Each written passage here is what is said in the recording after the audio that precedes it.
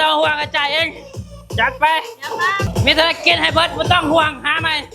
โอเคเขาแล้วเหรอเด้อเจ้า เท่าไรไอ้100,000เจ้าโอเคขอบใจ ใจเด้อโดยต่อไปนี่กูสิบรินบ่เที่ยวบ่กินเหล้ากินเบียร์ที่ตั้งใจเก็บเงินเก็บคำเพื่ออนาคตที่ดีของกูเสียงนี่วะ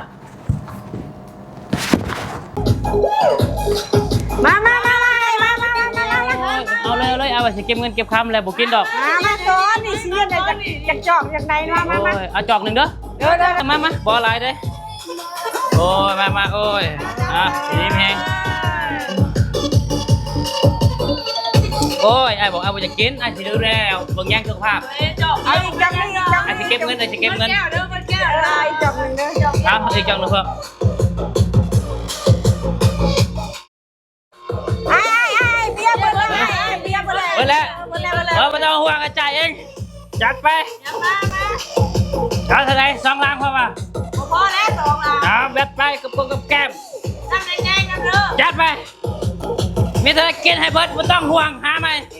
โอเค